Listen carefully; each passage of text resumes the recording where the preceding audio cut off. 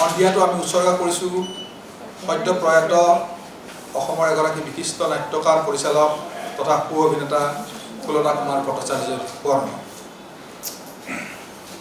আৰু এই অনুষ্ঠানত মুখ্য অতিথি হিচাপে উপস্থিত থাকিব অসমৰ জনস্বাস্থ্য কাৰিকৰী বিভাগ, পৰ্যটন, দক্ষতা বিকাশ ইত্যাদি বিভাগৰ মন্ত্ৰী শ্ৰীযুত জয়ন্ত মল্ল বৰুৱা ডাঙৰীয়া।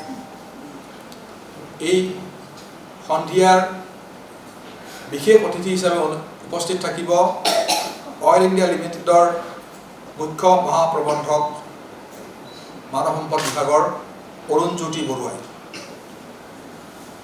এইখিনিতে আপোনালোকক জনাওঁ যে আমাৰ এই 5 দিনীয়া কাৰ্যসূচী, এই 5 দিনীয়া কাৰ্যসূচীৰ 2, 3, 4, 5, 6 তাৰে ভিতৰত 2, 3, 4, 5 এই 4 দিনে দৰ্শকৰ প্ৰৱেশ বিনামূলীয়া আৰু 6 তাৰিখৰ কাৰণে আমাৰ দুটা উপায়ে আমি প্ৰৱেশ পত্ৰ সংগ্ৰহৰ কাৰণে দৰ্শকৰ কাৰণে মুকলি কৰি দিছোঁ। এটা হৈছে বুক মাই শ্ব' আৰু দ্বিতীয়টো হৈছে আমি কিছু নম্বৰ দিছোঁ। এই নম্বৰবিলাকত যোগাযোগ কৰিলে আমাৰ ইচ্ছুক দৰ্শকসকলে তেওঁলোকৰ প্ৰৱেশ পত্ৰ সংগ্ৰহ কৰিব পাৰিব। এইখিনিতে আৰু এটা কথা কৈ থওঁ যে প্ৰথম দিনাই আমাৰ প্ৰতি বছৰে নটসূৰ্যৰ তৰফৰ পৰা এখন খুব মূল্যৱান আটকধুনীয়া স্মৃতিগ্ৰন্থ উলিওৱা হয়। প্ৰথম দিনা স্মৃতিগ্ৰন্থ উন্মোচন কৰা হ'ব। এইখিনিয়ে নাটকৰ কাৰ্যসূচী সংক্ৰান্তত আপোনালোকক অৱগত কৰালোঁ। সন্মানীয় সংবাদ মাধ্যমৰ সদস্যসকল, আমাৰ নটসূৰ্যৰ সন্মানীয় সদস্যসকল, সকলোকে মই আদৰণি জনাইছোঁ, স্বাগতম জনাইছোঁ। বিশেষ আমাৰ সাধাৰণ সম্পাদক ৰামকৃষ্ণ শৰ্মাই ইতিমধ্যে বৰ সুন্দৰকৈ গোটেইখিনি কৈ গৈছে, গতিকে বিশেষ পুলক দায়ো ধুনীয়াকৈ ক'লি, গতিকে বৰ বিশেষ ক'বলগীয়া একো নাই। কেৱল আমি সদায় আপোনালোকৰ পৰা খুব সুন্দৰ সঁহাৰি পাওঁ আৰু পুলক দাই কোৱাৰ দৰেই ক'ব খুজিছোঁ, যথেষ্ট কিছুমান আগত আমাৰ অসুবিধা সমস্যা বহুতেই থাকে।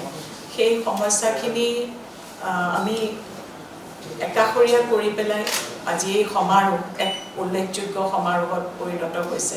প্ৰথমতে মই সকলো সভা মাধ্যম আৰু প্ৰতিটো মাধ্যমৰ যিসকল সদস্য ইয়াত উপস্থিত আছে সকলোকে সাদৰ সম্ভাষণ জনাইছোঁ।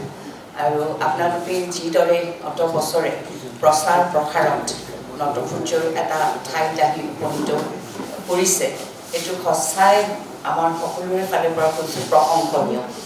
আমি দেখোঁ সদায় যে বাতৰি কাকতে বা চেনেলসমূহে আমাক যথেষ্ট প্ৰচাৰত সহায় কৰে। সেইবাবে আপোনালোকক ধন্যবাদ জনাওঁ। আৰু সুন্দৰকৈ সম্পাদক ডাঙৰীয়া, কাৰ্যকৰী সভাপতি ডাঙৰীয়া তথা মলয়া সকলো কথা আপোনালোকক বিৱৰি ক'লে। আপোনালোকে জানে যে দুটি কোৰাছ ইয়াতে আমি সদায় উপস্থাপন কৰা হয়, পৰিচালনা পুলক বেনাৰ্জীদেৱৰ আৰু মই সহযোগিতা কৰোঁ। আমাৰ নতুন প্ৰজন্মৰ আমি প্ৰথমতে একদম মই অৰ্চনা মহন্ত, কলিতা ভট্টাচাৰ্যীৰ পৰা আদি কৰি সকলো পুৰণি শিল্পীয়ে আমি অনুষ্ঠিত কৰিছিলোঁ, আমি গাইছিলোঁ কোৰাছ। আৰু সেইটো সাংঘাতিক এটা ভাল সুন্দৰ এটা কোৰাছৰ উপস্থাপনা কৰা হয়। কেশৱ মহন্তদেৱৰ লিখা, আমাৰ পুলক বেনাৰ্জীদেৱৰ সুৰ, আৰু এটা কীৰ্তিকমল ভূঞাদেৱৰ লিখা আৰু খগেন মহন্ত দেৱৰ সুৰ। গতিকে সেই দুটি গীত অতি সুন্দৰকৈ উপস্থাপন কৰা হয়। আৰু এটা কথা কি, আমি প্ৰত্যেকটো প্ৰজন্মৰ শিল্পীসকলক জড়িত কৰিবলৈ চেষ্টা কৰোঁ। আমাৰ সম্পাদক ৰামকৃষ্ণ শৰ্মাই কৈছে যে মই আৰম্ভণিৰ পৰা ইয়াৰ লগত জড়িত আছোঁ কথাটো। আৰু এনেকৈ ইমান দিন জড়িত থাকি যিটো কথা মই দেখিছোঁ, মোৰ নিৰ্দিষ্টভাৱে মনত নাই যে যেতিয়া এইটো আৰম্ভ হৈছিল তেতিয়া অসমত গুৱাহাটীত পেছাদাৰী নাট্যগোষ্ঠীৰ দ্বাৰা এনেকৈ এটা সমাৰোহ আছিল বুলি মোৰ মনে নধৰে, মোৰ ঠিক মনত নাই।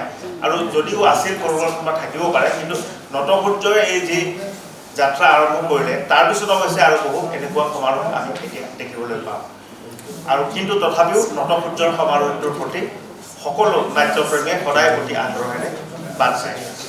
যি দুটি গীত আৰম্ভণিত উপস্থাপন কৰা হয় সেইটো গীতত অকল যে মই জড়িত আছোঁ বুলি সেইটো কথা নহয়, ইয়াত আমাৰ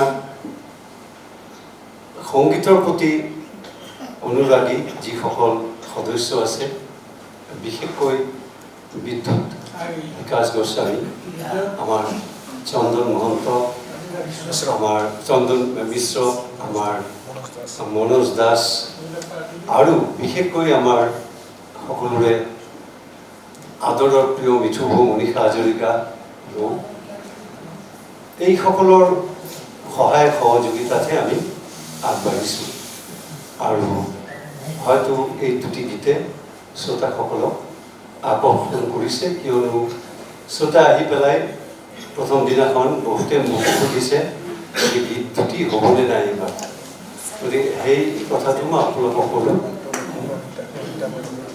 পৰিতা বৰদলৈ এনেকৈ আমাৰ এইসকল চব আমাৰ সদস্য আপোনালোকে এই নটসূৰ্যৰ যি 2ৰ পৰা 6লৈকে যি অনুষ্ঠান হ'ব, নাটকৰ দৰ্শনী হ'ব, আপোনালোকে সকলোৱে আহিব। জুবিন গাৰ্গৰ গীতসমূহৰ ওপৰত আধাৰিত গানে কি আনে নামৰ এটা সুন্দৰ অনুষ্ঠান আপোনালোকৰ ওচৰলৈ আহি আছে অতি শীঘ্ৰে। অহা 15 আগষ্টৰ পৰা ধেমাজিৰ পৰা প্ৰথম অডিশ্যন আৰম্ভ হ'ব আৰু সেই অডিশ্যনৰ যোগেদি বিভিন্ন কণ্ঠশিল্পীসকলে যিসকলে এই অনুষ্ঠানত যোগদান কৰিব বিচাৰে তেওঁলোকে এই অডিশ্যনৰ যোগেদি আগবাঢ়ি আহক আৰু জুবিন গাৰ্গৰ বহুত ভাল লগা গান আমি সদায় শুনি আহোঁ আৰু আপোনালোকৰ যদি ভাল লগা গান থাকে জুবিন গাৰ্গৰ আপোনালোকে গাই ভাল পায় তেন্তে অডিশ্যনত যোগদান কৰক। মোৰ ফালৰ পৰা আন্তৰিক শুভকামনা থাকিল এই সম্পূৰ্ণ অনুষ্ঠানটোলৈ। ধন্যবাদ।